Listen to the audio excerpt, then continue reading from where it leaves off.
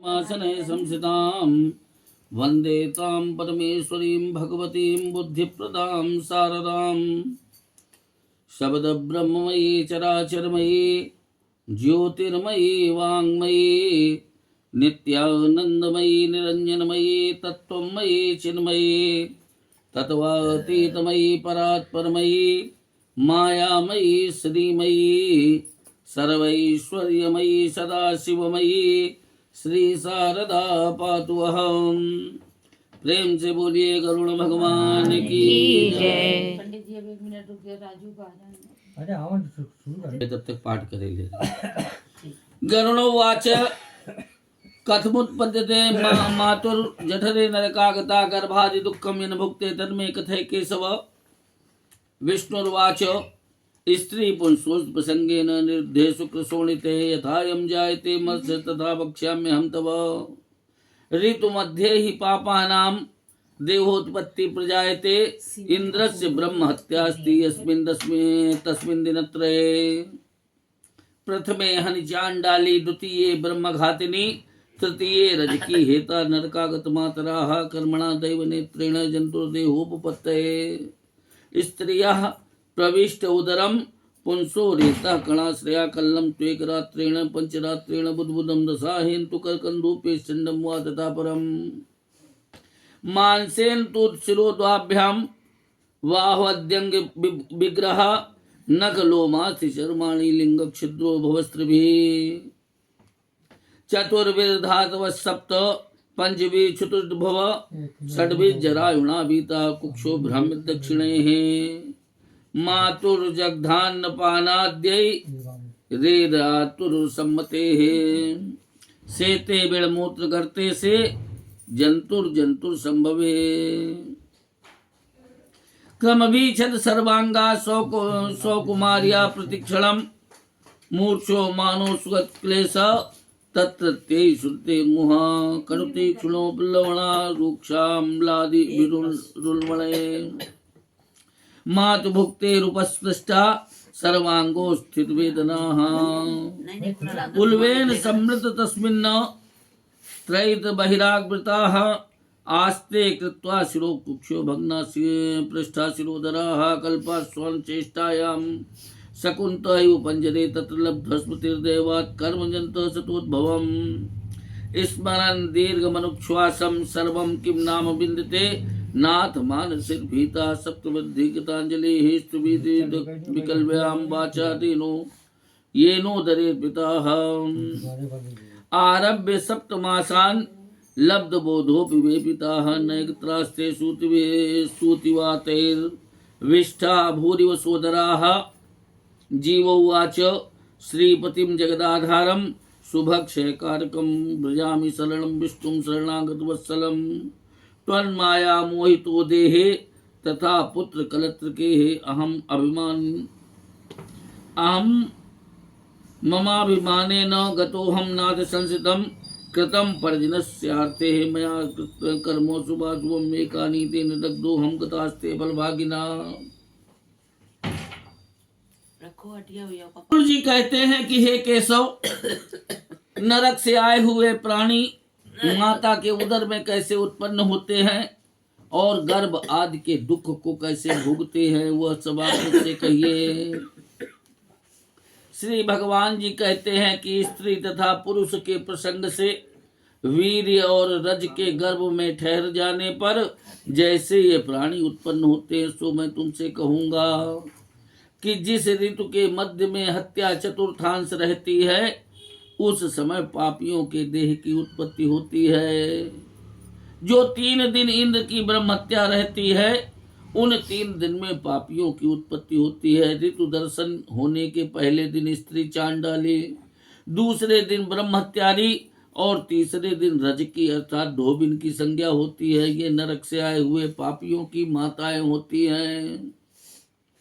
अर्थात नरक से आए हुए पापियों की ये ही माता होती हैं और वे इन्हीं में उत्पन्न होते हैं। जीव जो है प्रारब्ध कर्म के वश में होकर के देह प्राप्ति के लिए पुरुष के वीर्य कण के आश्रित होकर स्त्री के उदर में प्रविष्ट होता है। 1 रात्रि करके कलल, 5 रात्रि में बुदबुद कहिए अर्थात गोल हो जाते हैं, और 10 रात्रि में करकंदू जो बेर है उस फल के समान कठोर मांस की पेशी बन जाती है, अर्थात मांस का पिंड बन जाता है, और दूसरी योनि में अंडा होता है। उसके पीछे 2 महीने में सिर होता है, बाहु अंग का विग्रह और विभाग हो जाता है। 3 महीने में नख, रोम, हड्डी, चाम, लिंग आदि छिद्र बन जाते हैं, और 4 महीने में सातों धातुएं उत्पन्न होती हैं। 5वें महीने में उस उदर में रहने वाले जीव को भूख और प्यास की उत्पत्ति होती है।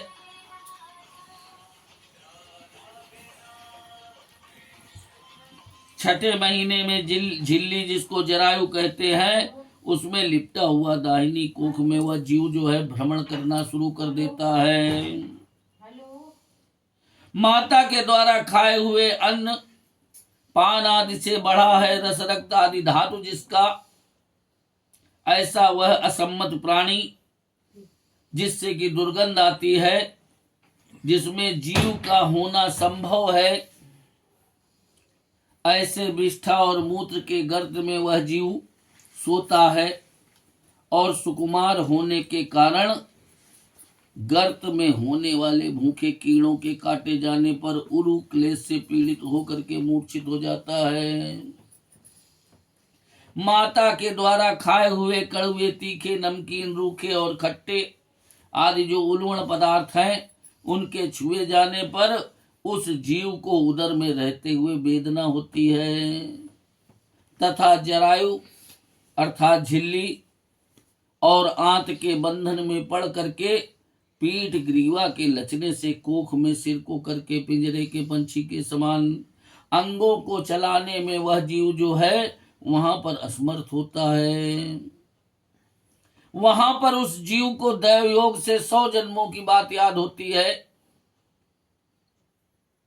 और जब 100 जन्मों की बात याद होती है तो उसको याद होता है कहाँ कहाँ हमने पाप किया, तो बड़ी हाथ जोड़ के करता है कि अब की अगर हमने जन्म लिया तो गलती से कोई पाप नहीं करूंगा, केवल भगवान का ही भजन करूंगा। लेकिन जन्म लेते ही भगवान विष्णु कहते हैं स्वयं मेरी माया से मोहित होकर वो बालक सब कुछ भूल जाता है। कहीं कहीं की विडंबना है, किसी को 1 आध जन्मों की बात पीछे याद आ जाती, किंवदंती कथाएं सुनने में मिलती है, लेकिन गर्भ में 100 जन्मों की बात याद होती है। मतलब 100 जन्म जो ले चुके उसकी हाँ, याद आएगी। तो वहां पर वो कहता बस अब की जन्म लिया तो हम पाप नहीं करेंगे गलती से, जिससे कि हमको जन्म ना लेना पड़े। लेकिन भगवान कहते हैं हम उसकी नष्ट स्मृति कर देते हैं। जब जन्म लेते समय स्मृति जो पहले याद है वो सब भूल जाओ, नष्ट स्मृति करके जन्म लेते हैं। तो जब जन्म लेते हैं तो सुकुमार होने के कारण जन्म लेते ही रोना केवल जानता है और कुछ नहीं जानता। दैव योग से 100 जन्मों की बात स्मरण करके दीर्घ श्वास लेता है, लंबी श्वास लेता है। क्यों? गर्भ में रहते हुए सुख कुछ भी नहीं मिलता है, और उससे बड़ा कोई नरक भी नहीं।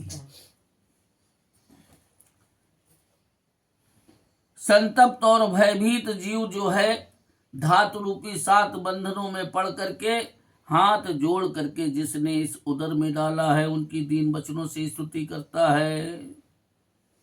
7वें महीने से लेकर के सचेत होकर के भी प्रसूत वायु से कांपता हुआ विष्ठा से उत्पन्न सहोदर कीड़े के समान वह जीव चलता रहता है, और जीव जो है वहीं पर भगवान विष्णु की स्तुति करता है। जीव कहता है श्रीपतिम जगदाधारम शुभक्षय कारकम ब्रजामि शरणम विष्णुम शरणागत वत्सलम तुन्माया मोहितो देहे तथा पुत्र करत्र के अहम ममाभिमानेन गतोहम नाथ संसितम कृतम पर्जनस्याते मया कर्म शुभाशुभम एकाकीतेन दग्धो हम गतास्ते बलभागिना यदि योन्या प्रमुच्येहम तस्य स्मरिष्ये पदम तव तम उपायम करिष्यामि येन मुक्तिं भजाम्यहम् बिणमूत्र कूपे पतितो दग्धो हम जठराग्निना इच्छन्नितो विवसितुम कदा कदा निर्मास्यते वही।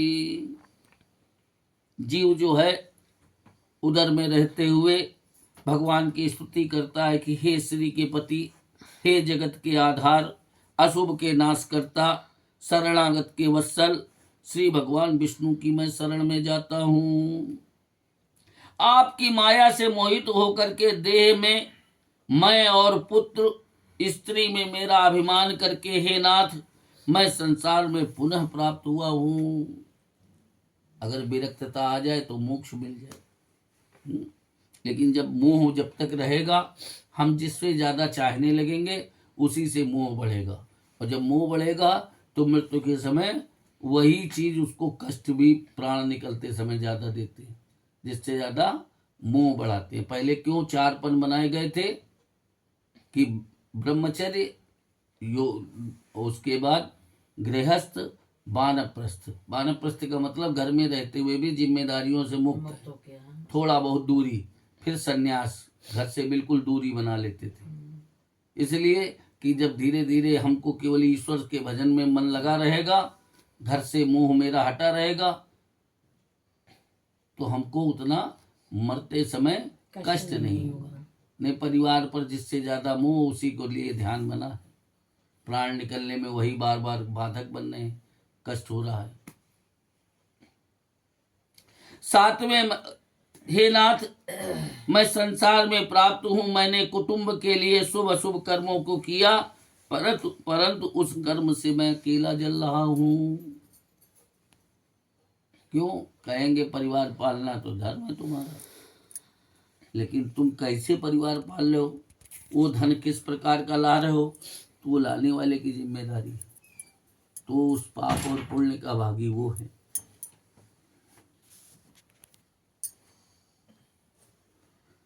परंतु उस कर्म से मैं अकेला जल रहा हूँ।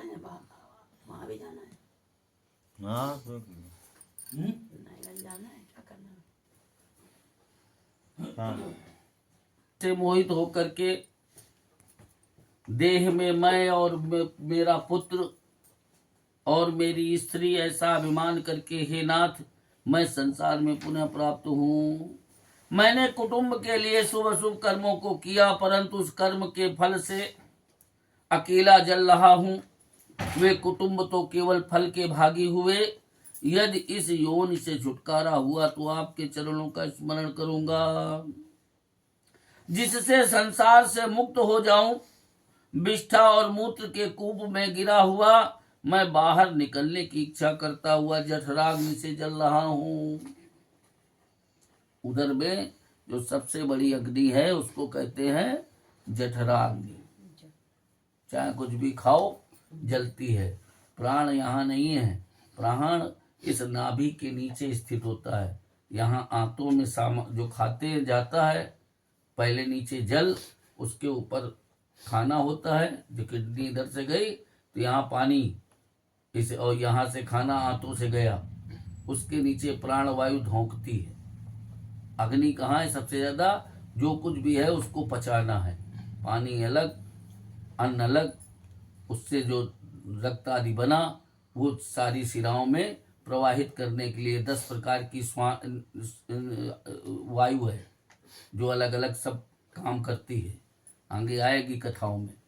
तो कोई ये नहीं, जब योग की दृष्टि में जाएंगे तो सब कुछ, सबसे बड़ी अग्नि जठराग्नि, उसी में, और उसी के बिल्कुल बगल में वो जो गर्भ में बालक है वो वहां जल रहा है, तप रहा है।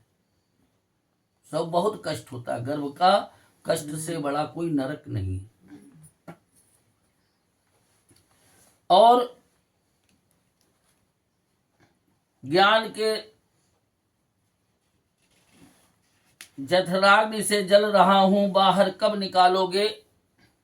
ये ने दशम में विज्ञानम दत्तम दीन दयालुना तमेव शरणम यामी पुनर्मेमास्तु संस्थिति न च निर्गन्तुमिच्छामि बहिर्गर्भात् कदाचन यत्र यात्रस्य में पापो कर्मणा दुर्गतिर्भवेत् तस्मादत्र महादुःखे सितोऽपि विगतक्लमा उद्धरिष्यामि संसारादात्मानं ते पदाश्रयाः। श्री भगवान उवाच एवं कृतमतिर्गर्भे 10 मास्यास्तु वन्युषि सद्या क्षिप्रत्यवाचीनाः प्रसूते सूतमारुता तेनावशिष्टा सहसा कृत्वा वाक्षिर आतुरा विनिष्क्रामतिकृक्षेण निरुक्ष्वा स्वतस्मतिः पतितो भुवि वीणमूत्रे विष्टा भूरि चेष्टते रोरुयति गते ज्ञाने विपरीता गतिं गता गर्भे व्याधौ श्मशाने च पुराणे मामतिर्भवेत् यदि सा यदि स्थिरतां याति को न मुच्येत बंधनात्। जिस दीन दयालु ने ऐसे विज्ञान को दिया है उसी की मैं शरण में जाता हूँ, जिससे कि संसार में पुनः जन्म न होवे और इस गर्भ से कभी बाहर निकलना नहीं चाहता हूँ, जहाँ जाने पर पाप कर्मों से दुर्गति होवे। इसलिए यहाँ पर बड़े दुख से स्थित रहते हुए भी वह जीव कहता है कि मैं खेद रहित हूँ, आपके चरणों का स्मरण करूंगा। वह जीव कहता है कि आपके चरणों का आश्रय लेकर के अपना उद्धार करूंगा। श्री भगवान कहते इस प्रकार 10वें महीने तक गर्भ में रह करके वह जीव जो है स्तुति करता है।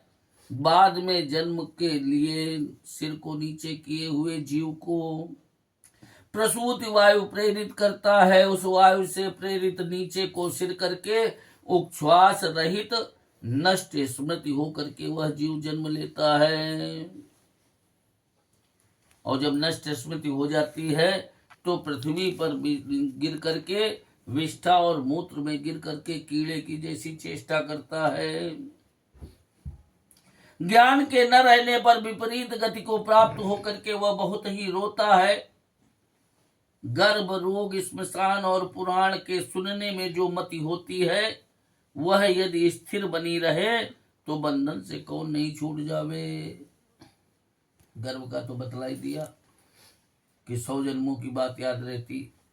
अब आया रोग, हम कोई चीज खा लेते नुकसान कर जाती है, तो जितनी देर नुकसान करके अगर जुकाम उखाम हो गई, बुखार उखार आ गया, कहना गलती से ये नहीं खाएंगे, इसके पीछे नुकसान हो गया था, और जहाँ ठीक हो गए तहाँ फिर खाने लगते। तो जितनी देर रोग रहा, कष्ट रहा, तो उतनी देर बड़ी कसम उठा ली कि अब हम नहीं कुछ करेंगे। लेकिन जहाँ ठीक हो गए तहाँ बोल गए, कहना हटाओ थोड़ा ही से तो ले रहे हैं, उस दिन ज्यादा खा लिया रहा है, थोड़ा सा खा रहे हैं, भले चाहे नुकसान फिर कर जाए।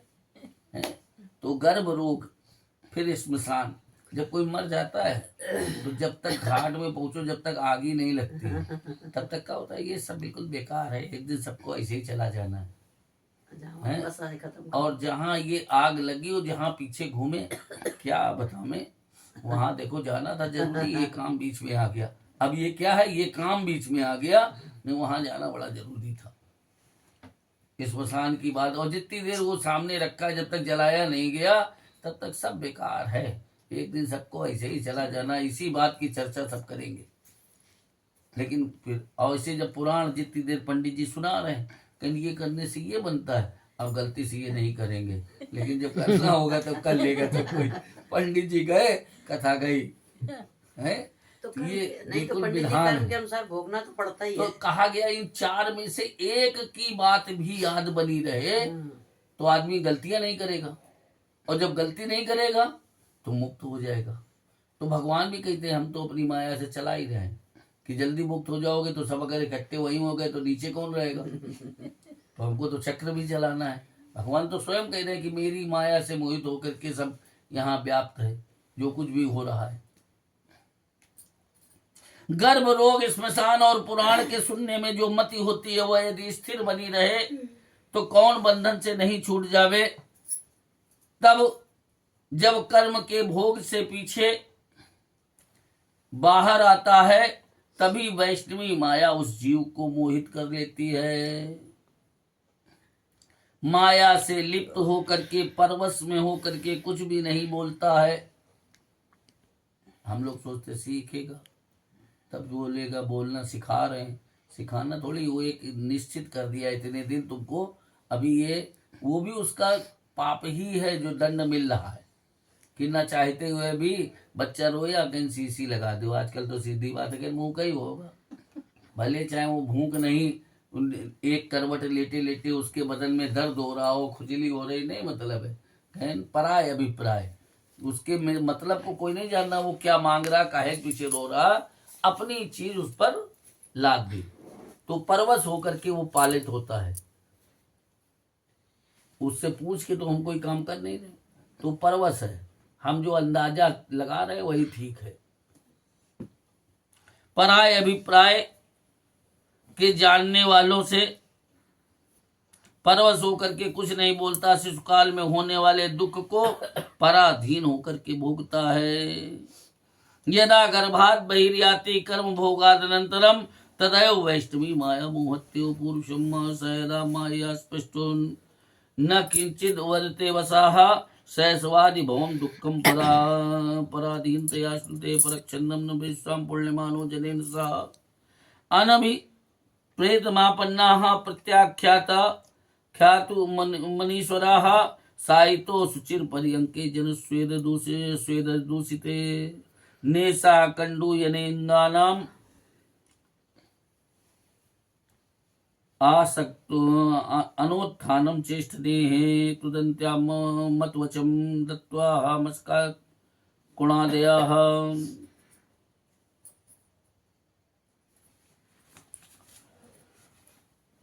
रुदन्तं विगतज्ञानं क्रमयः क्रमकं यथा इत्येवं सहस्वं भुक्त्वा दुःखं पौगण्डमेव च हेतो यौवनमासाद्य याति सम्पदमासुरीं तदा दुर्वसनासक्तो हो नीच संग परायण सात सत्पुरुषाणांच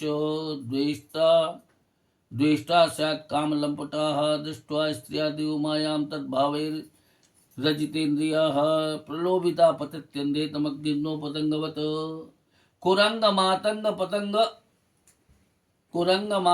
पतंग भृंग मीना हृता पंचभिरेव पंचो एक प्रमादी सकथम न हन्यते यसेवते पंचभिरेव पंचो अलब्धा भीप्सितो ज्ञानात् अद्धमन्यो सुचार्पिताः सह देहेन मानेन वर्धमानेन मन्युना करोति विग्रहं कामी कामिन्त्यावचात्मना बलादिके सहन्यते गजैरन्त्यर्गो यथा। पराय अभिप्राय को नहीं जानने वाले प्राणी के द्वारा पालन पोषण किए जाने पर भी, इच्छा के विरुद्ध होने पर भी वह प्राणी जो है मना करने में असमर्थ होता है। जुआ खटमल आदि से दूषित मलमूत्र से अपवित्र सैया पर सोया हुआ, कीड़ों के और मलमूत्र के कारण अंगों में उत्पन्न खुजलाहट को दूर करने में वह प्राणी असमर्थ होता है। उठने चलने फिरने में भी असमर्थ होता है। रोते हुए उस जीव ज्ञान रहित उस बालक को जब डांस मसा खटमल आदि नर्म त्वचा में काटते हैं तो जैसे कीड़े क्रमिक को काटते हैं, इस प्रकार शिशुकाल के दुख को भोग करके पुनः पौगंड अवस्था के दुख को भोगता है। उसके बाद यौवन अवस्था को प्राप्त करके आसुरी संपत्ति को प्राप्त करता है। पौगंड अवस्था क्या है?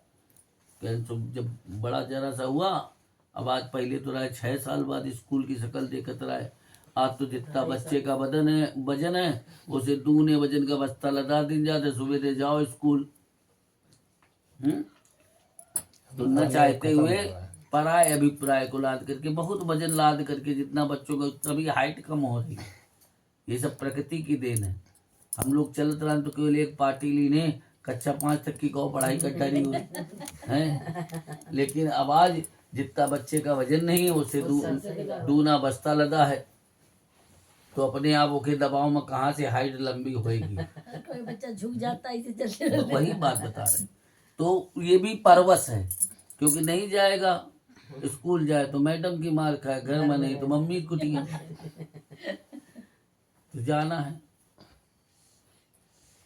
तो पौगंड अवस्था में क्या, जब तक माँ बाप के कब्जे में तब तक वो परवश है, उसको कहना मानना है। उसके बाद लेकिन क्या होता है, जब परवश में इतने दिन रहने के बाद जब यौवन अवस्था आ जाती है, जब बड़े हो जाता है, तो उसके अंदर आसुरी संपत्ति का स्वामी हो जाता है। बहुत दिन तुम्हारी सुनी अब तुम मेरी सुनो, है ना। बहुत दिन तुम्हारी सुनी अब तुम मेरी सुनो। अब जूता बराबर ही हुआ है। तो कहावत के, वो तो कहावत है, प्राप्ते लाडेद 5 वर्षाणि 10 वर्षेण ताड़येत। बच्चे को डांटे भी कब तक? 10 वर्ष तक। 5 वर्ष तक लाड़ प्यार दे, उसके ऊपर लाड़ प्यार भी ना दे, तब ताड़न करे कि मतलब उसको अनुशासन, अपने परिवार के संस्कार सिखावे। वो 5 से 10 वर्ष। प्राप्ते तो 16 वर्षे, जहाँ 16 वर्ष का हो जाए तो उससे मित्रवत व्यवहार करे, नहीं तो वो फिर अपनी गलतियों को छिपाने लगेगा। आप उसकी गलतियों को जान नहीं सकते। अगर मित्रवत है तो जो अच्छा बुरा जो कुछ करके आया होगा उसकी चर्चा करेगा। ऐसा नहीं, ऋषि मुनियों ने शोधन करके सब कुछ बनाया है, लिखा है, कोई पालन तो करे।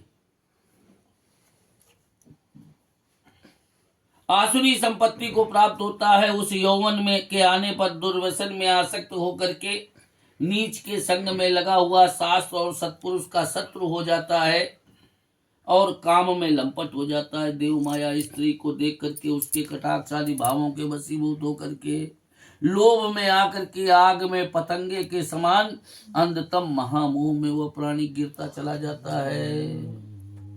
अब जो कुछ पत्नी देवी कहेंगे उतना ही मानेंगे। माँ बाप अब ठीक नहीं, बहुत दिन तुम्हारी सुनी, अब इनकी सुनेंगे। हिरन, हाथी, पतिंगा, भौरा और मछली ये केवल एक एक तत्व का से बने हैं, एक एक तत्व का सेवन करते हैं। ऐसे समझो, जो 5 तत्वों से शरीर बना है, पृथ्वी, जल, आकाश और वायु, तो इन सब तेज, तो उसके साथ ये सबके साथ एक एक तत्व है जिसके ये बहुत ज्यादा मोह है इनको। हिरन को क्या मोह है? हिरन के अंदर जो कस्तूरी है, कस्तूरी हिरन हर एक के पास नहीं, लेकिन वो उसके कारण सो नहीं पाता है। पहचान क्या है उसकी? कि उसकी कस्तूरी उसको महकती है, उस महक को ढूंढते हुए कभी सो नहीं पाता, और यही कारण वो जल्दी शिकार हो जाता है। पहचान है कि वो जब होगा 3 ही पैर पे खड़ा होगा, चौथा पैर उसका मुड़ा ही होगा दौड़ने के लिए।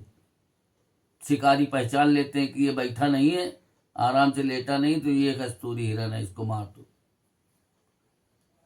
मरने का स्वयं उपाय बता रहे हैं। और हाथी, हाथी के गज मुक्ता होती है, मतवाला होता है, मद बहुत भरा होता है, अभिमान, तो वो अपनी गज मुक्ता के कारण जिस हाथी के होता है वो बहुत मतवाला होता है, तो मारा जाता है।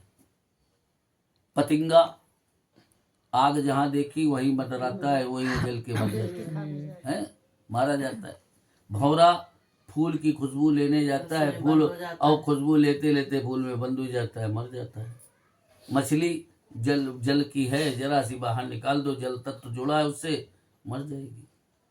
तो जब ये एक एक वस्तु का भक्षण करते हैं और तब ये मारे जाते हैं, तो हम तो मनुष्य जो हैं 5 तत्वों से शरीर बना और सारी दुनिया की सब चीजों का सेवन करते हैं, तो हम काहे नहीं मारे जाएंगे? निश्चित है कि हम भी मरेंगे, तो हम तो कोई अमर होके नहीं आए। जब ये 5 जो हैं एक एक विषय का के लोभ में पड़ करके मारे जाते हैं, तो यह प्रमादी पुरुष जो 5 इंद्रियों से 5 विषयों का सेवन करता है, वह क्यों न मारा जावे? जब इच्छानुसार वस्तु के न मिलने से अज्ञान के कारण देह के साथ बढ़ने वाले क्रोध और शोक के वशीभूत होकर के कामी पुरुष अपने नाश के लिए युद्ध करता है। बलवान गजों से निर्बल गज के समान प्रबल जारों से मारा जाता है। इस प्रकार जो मूढ़ पुरुष है, विषय की आसक्ति से अति दुर्लभ मनुष्यत्व का वृथा नाश करता है। इससे अधिक पापी कौन हो सकता है? अर्थात और कोई नहीं।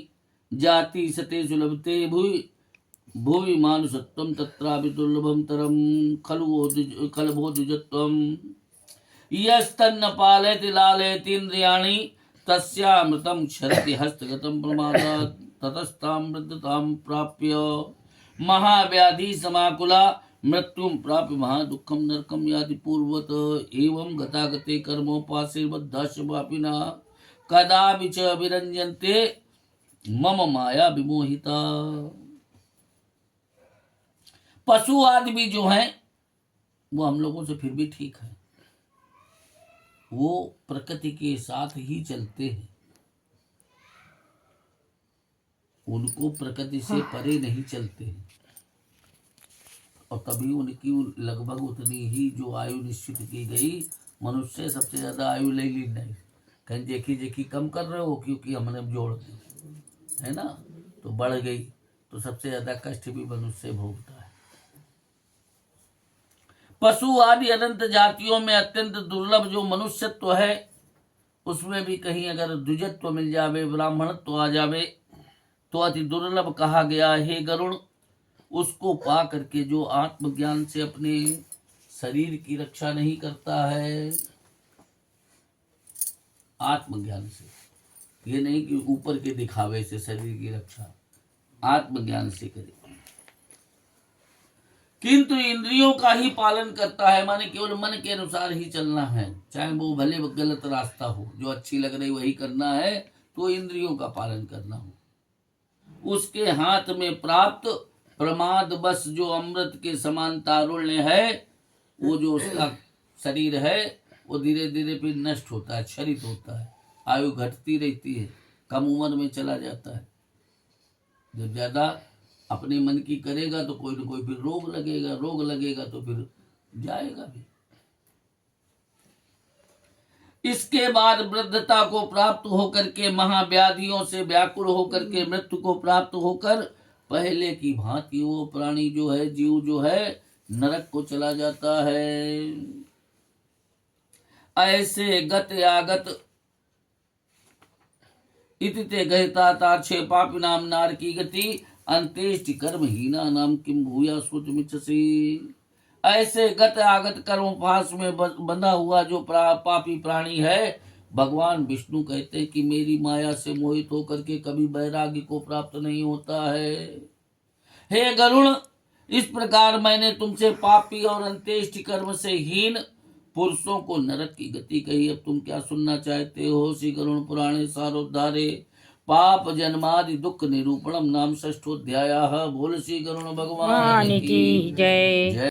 नारायणं कृष्ण दामोदरम वासुदेवम हरिम, कृष्ण दामोदरम वासुदेवं हरिं श्रीधरम माधवम गोपिका वल्लभम, श्रीधरम माधवम गोपिका वल्लभं जानकी नायकम रामचंद्रम भजे, जानकी नायकम रामचंद्रं भजे। अच्युतम केशवम नाम नारायणम, अच्युतम केशवम राम नारायणं कृष्ण दामोदरम वासुदेवम हरिम, कृष्ण दामोदरम वासुदेवं हरि। श्रीधरम माधवम गोपिका वल्लभम, श्रीधरं माधवं गोपिका वल्लभं जानकी नायकम रामचंद्रम भजे, जानकी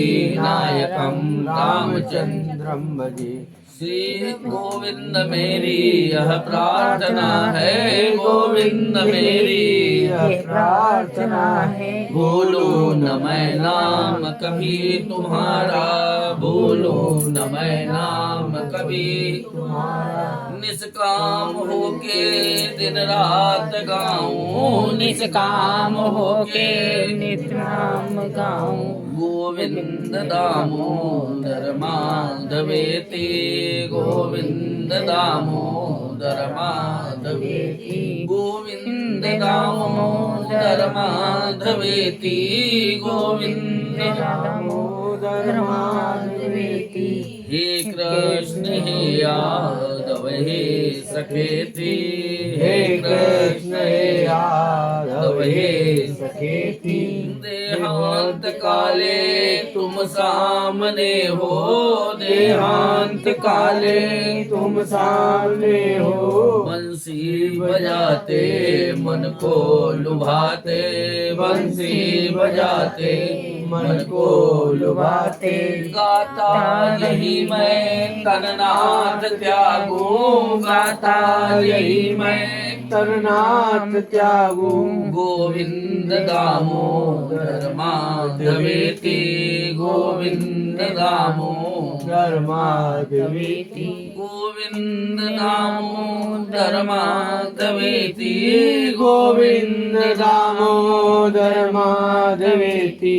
हे कृष्ण हे यादव हे सखेति, हे कृष्ण हे यादव हे सखेति।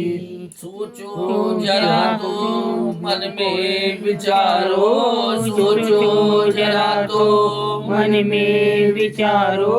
क्या साथ लाए क्या ले चलोगे, क्या साथ लाए क्या ले चलोगे। जावे यही साथ सदा पुकारो, जावे यही साथ सदा पुकारो। गोविंद दामोदर माधवेति, गोविंद दामोदर माधवेति, गोविंद दामोदर माधवेति, गोविंद दामोदर माधवेति। हे कृष्ण हे यादव हे सखेति, हे कृष्ण हे यादव हे सखेति। नाता भला क्या जग से तुम्हारा, नाता भला क्या जग से तुम्हारा। आए यहाँ क्यों क्या कर रहे हो, आए यहाँ क्यों क्या कर रहे हो। सोचो विचारो हरि को पुकारो, सोचो विचारो हरि को पुकारो। गोविंद दामोदर माधवेति, गोविंद दामोदर माधवेति, गोविंद दामोदर माधवेति, गोविंद दामोदर माधवेति।